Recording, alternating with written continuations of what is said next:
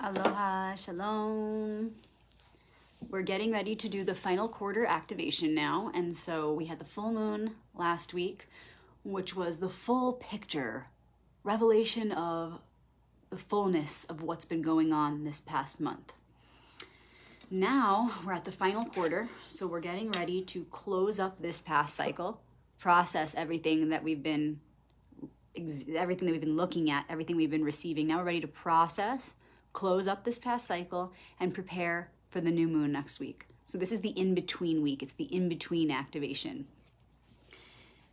If you've been here before to this activation portal, you've heard me say that before. Welcome back. And if this is your first activation, welcome to our awesome activation community.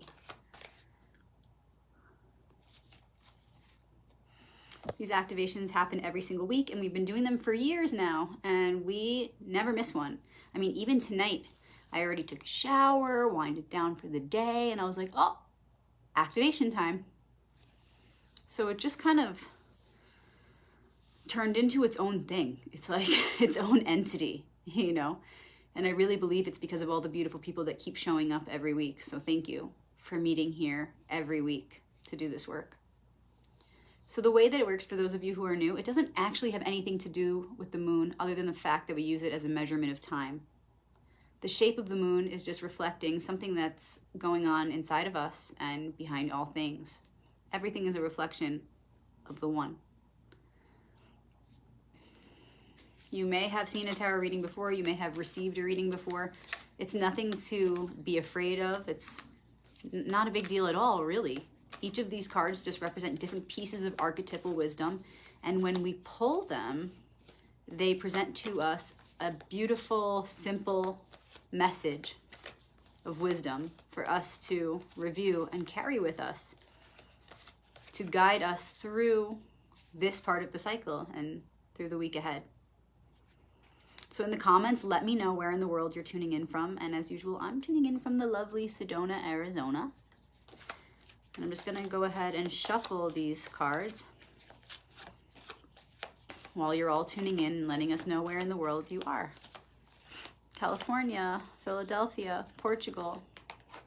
Go ahead and share this video while we're live with your friends, your family, maybe somebody who could use an inspiring message right now. Maybe you have a favorite group on Facebook.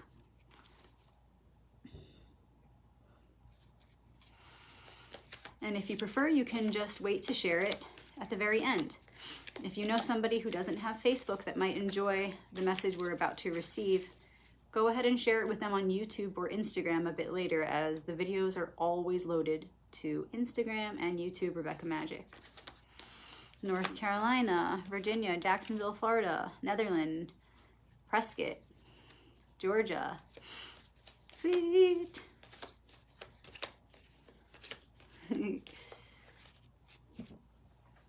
I love this blanket. It's a snow day, by the way, here in Arizona. Super beautiful, rare that we get this much snow. But check this out. Cozy, cozy, and super beautiful colors.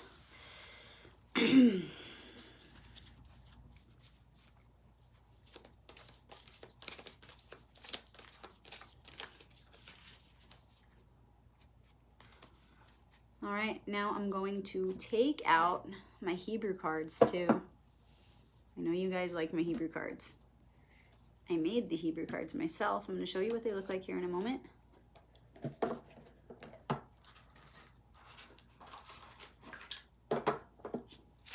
They look like this.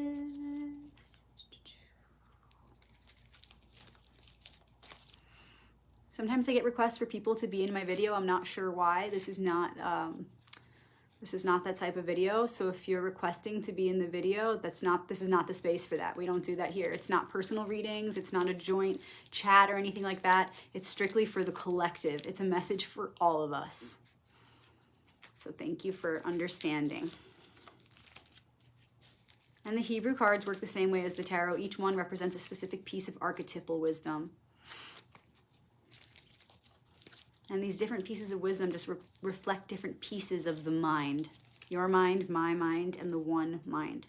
So thank you in advance, archetype faces of the one, for this message that we are about to receive.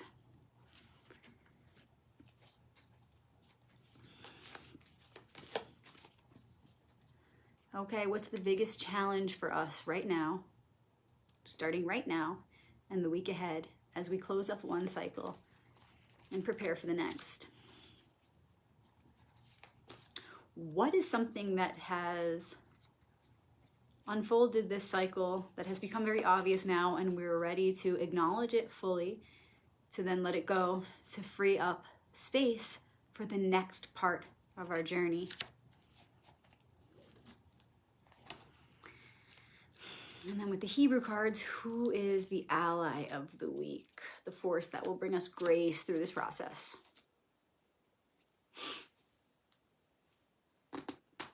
Woo! Okay. Challenge of the week. Woo! Major Arcanum card. So starting off with the big card, the Hanged Man, also known as the Martyr.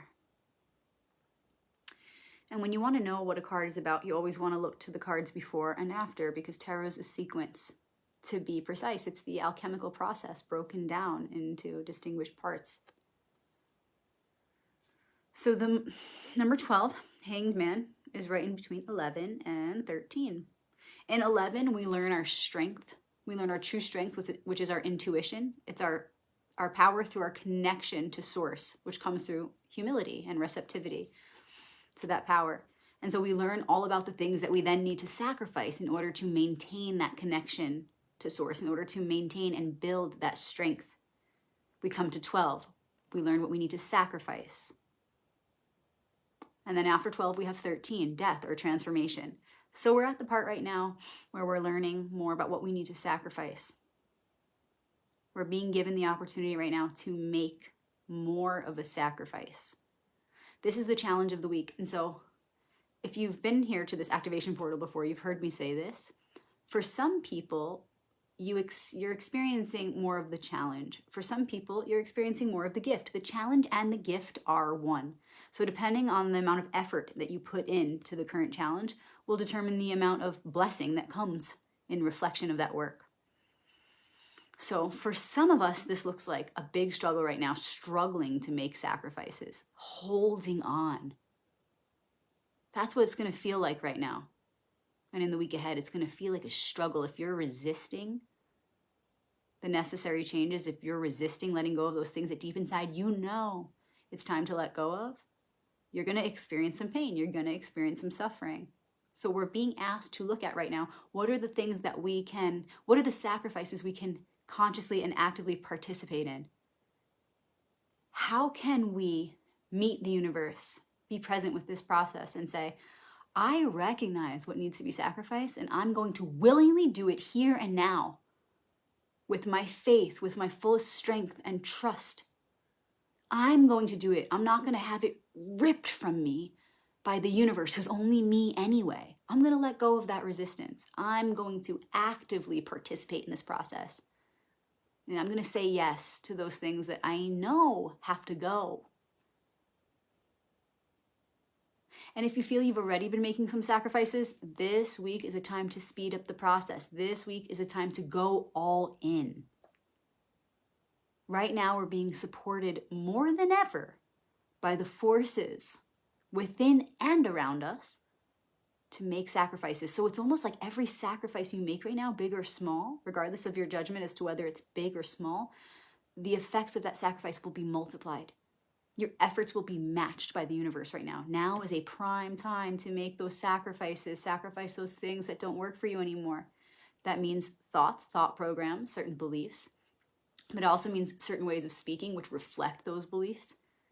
It means habits, poor habits. It could mean literal things. Maybe it's time to get rid of that car. Maybe it's time to get rid of a bunch of books from your library. Maybe it's time to get rid of some clothes. Because what do things represent anyway but energy that we're holding on to inside? So how can you use your reality within and without and make necessary sacrifices right now? Understanding that you will be doubly blessed in this process this week. Okay, so Kathy's asking, describe sacrifice. As I said, it can be anything. It could just be a belief that you need to sacrifice. Time to give up that belief. It could be anything. But one of the biggest rules of magic is you have to give to get. You get what you give. If you want something, you have to give something up. You have to create the space for it. That's a sacrifice. I'm not talking about, a lamb at the altar. Okay, this is not BC. I'm talking about anything. Giving up, making space. And one exercise you can do in order to identify something that you can sacrifice right now is make a list of what you do want. What is something then that must be sacrificed in order to have that thing? For example, if you want your health, which is the most obvious one that we all not only want but need in this human experience, we need our health. If you want your health, the necessary sacrifices become very obvious. And not just physical things like drugs, alcohol addiction, whatever, but also words, because remember, the words you speak become the house you live in. So what words are you speaking that are damaging your health? Words that are maybe triggering your nervous system in a negative way. Or, get this, words that are triggering to others around you and damaging to their nervous systems, because we are one. So if you're speaking words that are damaging to anyone, you're speaking words that are damaging to the one which you are a part of, and that's not going to bring you health. Even thoughts. What thoughts are you thinking? What belief programs are you holding on to that are keeping you in a state of suffering? Remember, if we want health, if we want longevity, if we want to create that aura of immortality, we need to be in a virtuous embodiment, meaning we need to be embodying the virtues as consistently as possible. Any of them and all of them. All the ones that compassion encompasses, which is all of them: honesty, patience, kindness, forgiveness, all of those. The more consistently we can hold that vibration of virtue, of goodness, the more we'll promote our health. Therefore, anything that is not that, anything that is opposite that, will not be in resonance with health. So thinking things, saying things, doing things that are not virtuous. Think of the vices: anger, frustration, jealousy. Any of those things are not going to be in alignment with your desire for good health. Simple. So what sacrifices do you think you need to make? Is that a little clearer now? I need to sacrifice my anger. I need to sacrifice my frustrations. I need to sacrifice those feelings in response to the triggers. Instead, when I'm triggered, I'm going to notice the vice and I'm going to recognize what is the opposite. I'm going to identify what is the opposite of that vice. What is the opposite in form of a virtue? And I'm going to embody that instead, especially when it's difficult, because that's how I tip the scales. When I take all that power that wants to be angry, and I instead in that moment choose to consciously redirect my will toward acceptance, I tip the scales. I neutralize that force of anger that I've been cultivating within me for maybe years, for maybe lifetimes. Who cares? So sacrifice the vice, sacrifice the vice by becoming aware of your triggers and the response that you have in the form of a vice. And when it comes up, stay present, remain the observer so that you can identify it. And then identify the opposite in form of a virtue and embody that in mind, in emotion, in feeling, in speech, in action. And it always comes down to the vices and virtues. So really, to put it simply, this week, if the challenge is the Hanged Man, what vices can you transform into virtues? What vices can you sacrifice? What are you embodying other than the virtues, and how can you throw it in the fire? Now, which card, next card we're going to pull is, which card represents the revelation we had this month that we're now ready to wrap up, create space for this new cycle, new moon next week.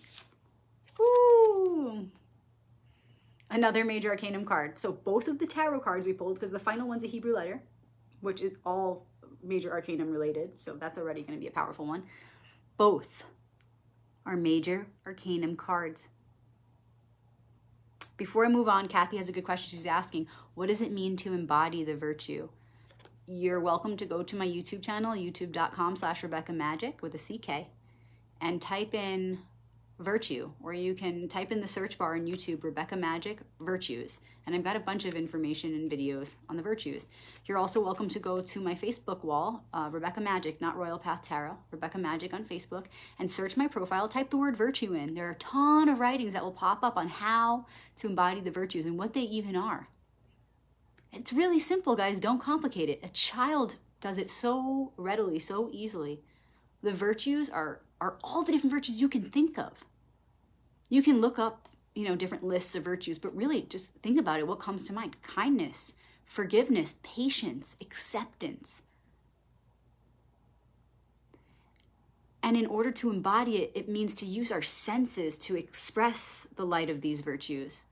So it means acts of kindness, acts of loving kindness, not just tapping into acceptance or tapping into forgiveness, expressing that light through your being. That's why we came here. We already have all that light within us. We have the light of all of the virtues. We have the light of compassion, which is the all virtuous light.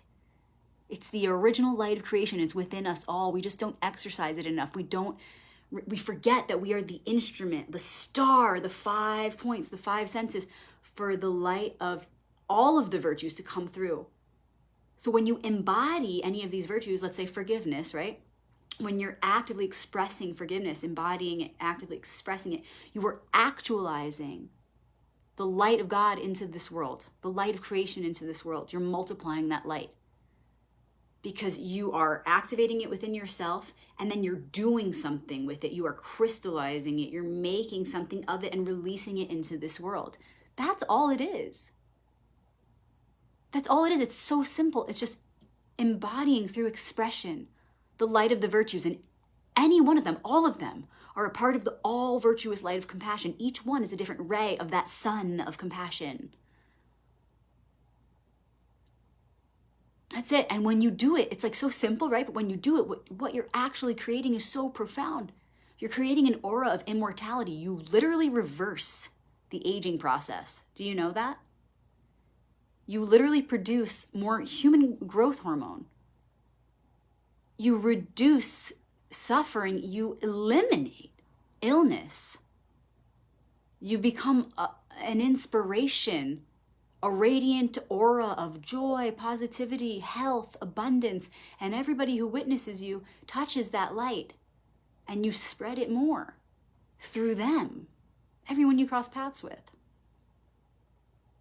Okay, so it's almost like the original light of creation is this white light. It's the all virtuous light of compassion. It comes through a prism, right, or like a crystal, and it becomes the different colors of the rainbow, and each color represents a different virtue, but they're all from that original white light.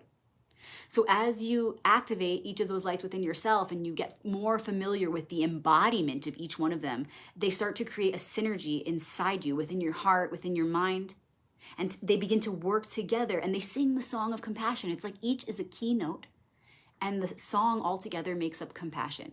There are many different ways to explain the virtues, and like I said, there are writings about the virtues on my page, on my YouTube channel. Check it out. All right, so the Tower. There was an obvious turn of events this past month. I know what that is for me. I can't speak for you, but I know what that is for me. I feel a major turn taking place in my life. Not only do I feel I can put my finger on it, I can so easily identify what that turn of events is. What's yours? And on a collective level, there has been a huge global shift taking place. I hear everybody talking about it. And you can feel it like it's something behind the scenes, almost like this energy, this great energy that shifted, and no one is yet talking about it. But you don't have to worry about that huge level of what this turn of events is yet. Just worry about it in your own life, in your own experience, because that's something that we can grasp. That's something that we can understand. And as in one, so in all. So don't worry about the huge shift that's taking place. Think about the shift that's taking place within you, because that's huge too. What is the big shift that happened in your life this past month? Focus on that and understand that the way that you receive that, the way that you process that shift, and the way that you respond to it is affecting all of creation. The way you respond to it is really the way you're responding to all shifts taking place right now, because the way you respond to one thing is the way you respond to everything. So use whatever shift has taken place in your life, however big or small. It's an obvious turn of events that happened recently. Use it as a ritual to affect all of life, because it's what you're doing. So just become aware of it. Really notice the way that you are handling that shift, how you're processing that shift, and understand that the material circumstances will fade away just like these bodies, but your response has an effect that will last forever. So are you going to seize the opportunity to create more light through your response to this shift? For example, putting these two together, okay? For example, if you had a turn of events happen, how did you handle it? Did you go deeper with your drug addiction because now you don't know how to cope? Or did you take it as an opportunity to once and for all sacrifice that vice to instead cultivate virtue? How are you handling the shifts that are taking place in your life, the turn of events that just happened? All of us are experiencing this. And if you're sitting there thinking, oh, nothing really changed in my life, I don't believe you. Because change is the only constant. And these cards represent things that are always happening. So really at any moment we can pick that card and we will be able to identify something that has changed. But the point is it's relevant right now because we're asking about it right now for a reason. So pick some turn of events that happened in your life. They're always occurring. And look at your response, because that's what's important for us to look at right now. And ask yourself, ultimately you want to ask, how am I responding, with vice or virtue? Am I going deeper into the vice or am I going to the virtue? Especially when it's difficult to stay in that light. Can I do it? Of course you can, but will you do it? You must, if you want to make the most of this life and of the opportunities at hand.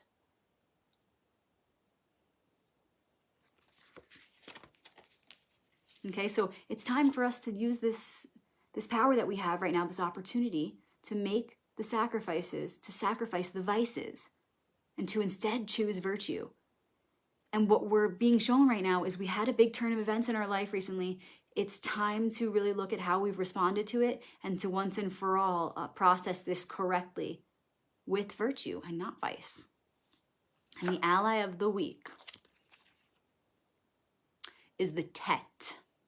It's the Hebrew letter Tet. And this is the 9th letter of the Hebrew alphabet, the Hebrew alphabet. And the symbol for the Tet is like a basket with a snake coiled up in it.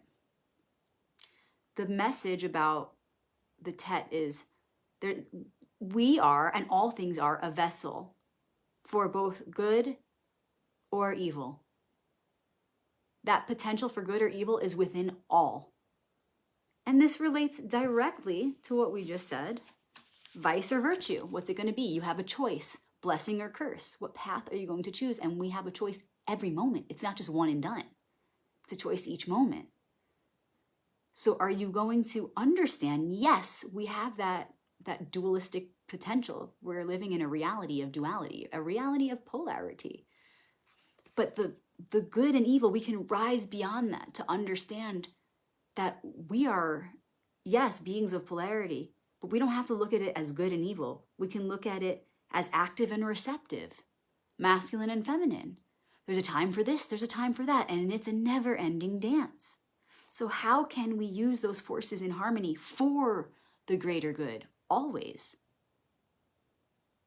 The Tet is also number 9, so it's connected to the major Arcanum tarot card, the Hermit, also known as the Sage. And the Sage is all about understanding what's hidden within, what's hidden beneath the surface. What is the energy back of all things, which ultimately is the original code of creation and light. So the Hermit, aka the Sage, has this wisdom that behind all things, there's only light. And so the Sage has this ability to be prudent, not rush into things, jump into things, but to be wise, to take a step back, to see the bigger picture, to spend time alone, away from the hustle and bustle, the loud noises of the world and the ego, to go within. So if this is our ally this week, it's saying really in order to get clear with what we need to sacrifice this week, to really begin to shift our response, to not be so dramatic in response to this turn of events, to really navigate the shift that's happening in our lives right now with the most grace, with the most prudence and wisdom. We need to be like the sage or the hermit. We need to take a little space for ourselves. Take a little quiet time. Spend some time in silence, maybe in the dark. When we're in the dark, our pineal gland can produce DMT. It's true, if you sleep with too many lights on or you're always around, artificial lights, it's harmful. Even if you're out in the sunlight too much, we need darkness. And the sage knows that, the hermit knows that. We are the light within the darkness. There's a time to be in the sun and there's a time to be in the dark. So what is your metaphorical cave? How can you go into that space right now and make it a safe and loving and even productive space? I think of the caterpillar in the cocoon. It's very busy in there. It's not as peaceful as we think. There's a lot going on in there. It's actually digesting itself. It's turning itself inside out. And so too, when we take this space, it doesn't mean that we're just going up to a cave to meditate, but it means we're retreating to go within, to do that inner work so that we can come back out into the world and express ourselves wisely, make wise choices, not be rash or impulsive, but instead to emerge from that cave, from that inner processing with more wisdom and understanding, to be able to come back to whatever the situation is that we've been experiencing and respond from a clear space, a more rational, but also intuitive space. When we go within, we remember the bigger picture. It gets quiet and still. We remember the truth of who we are, the light inside. Okay, you can think of the Hermit card in the Rider-Waite Tarot. He's carrying a lantern with a star inside. When we come to that place of stillness and darkness, we remember the light within. And then when we come back out, we emerge. We reapproach the situation that has just taken place, and we can come at it, respond to it from a place of grace, from a space of grace, from a place of understanding, acceptance, and compassion. 9, Tet, 9 is also the number of compassion.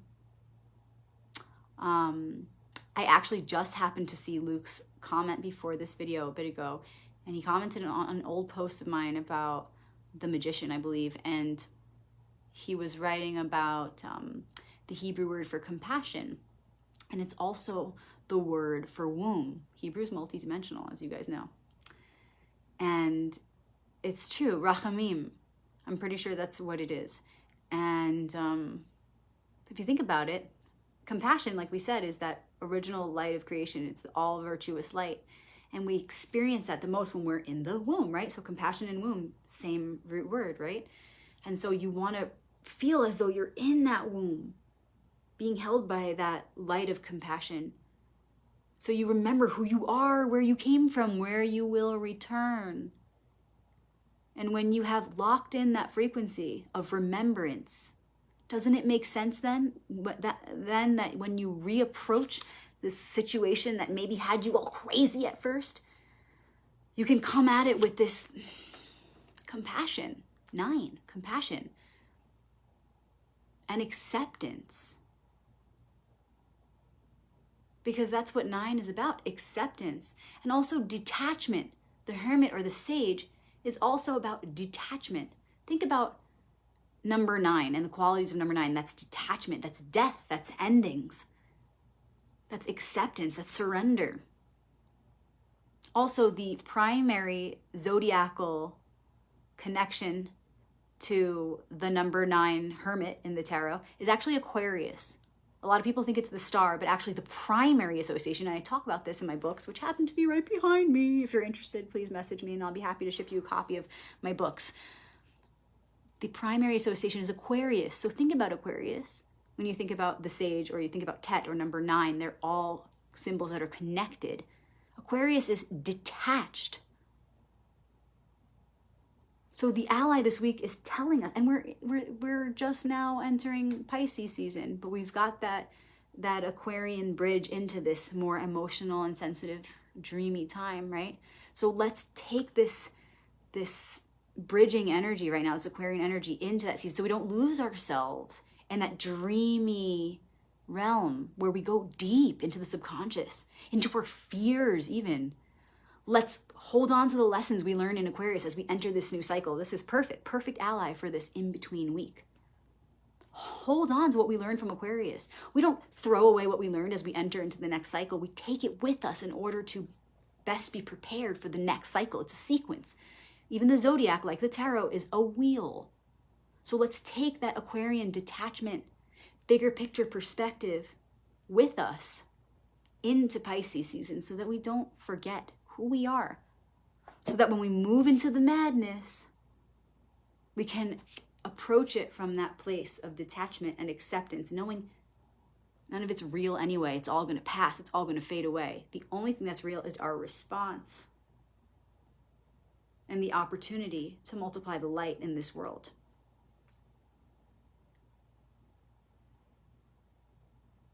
And it is, on the Jewish calendar and the Hebrew calendar, a leap year.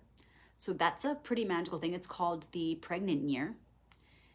And you can feel free to do research on that. I'm going to be sharing more about that in our private group on Facebook, Shabbat Crew. So if you're not a part of that group, please join. We do a live interpretation of the current Torah story every Shabbat. And we do the candle lighting blessing together with the ancient melody. So Shabbat Crew, SHABBAT, Crew, CREW, join it. If you want to talk more about this activation and process together and share how it relates to you, please do in our private group called Royal Path on Facebook. This reading is going to go on YouTube and Instagram, Rebecca Magic. So if you want to share it, please feel free to share it here with your favorite groups, family, friends. Also, feel free to share the YouTube or Instagram link as well. Thank you guys so much for joining me for this activation, for this special time. I so look forward to it every week. Super powerful. Hang in there. Hang in there. Whatever shift is taking place right now, don't lose yourself in it. Remember, it's not real anyway. It's all a trigger to get you to respond with awareness, to get you to consciously choose to direct your will toward the path of virtue, especially when it wants to go down the path of vice. Sacrifice that old way. Take a turn. It might seem so scary or so uncomfortable, but when you do it, the more you do it, you feel amazing. It's everything you've been waiting for. It's everything you've been looking for. When you can defy your own lower nature, when you can resist the urge to go that dark route and you can instead take the wheel of your life and shift direction. Oh my God, I promise you the feeling you will get from that will be the thing you've been looking for your whole life. It can become addictive. And it's the only addiction that actually serves all of creation and serves the Creator, serves you, brings health, brings happiness eternally. So I know you think that the drugs are going to do that, or the alcohol, or the relationship, or the this or that. Nothing is going to bring you that feeling of satisfaction and purposefulness like that feeling when you take the wheel and choose to shift from vice to virtue. There is no greater power in the universe than that will. Because when you do that, you shift from vice to virtue, you align your will with that of the divine. And that's true strength and power. And that's truly why we're all here. So no matter how scary it might feel right now, no matter how uncomfortable it might be just thinking about it, know that once you do it, It's going to be everything you've been waiting for.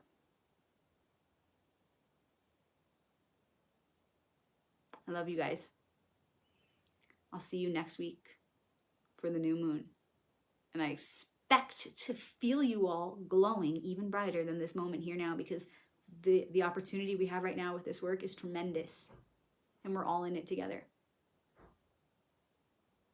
So let's glow, let's grow together. Peace.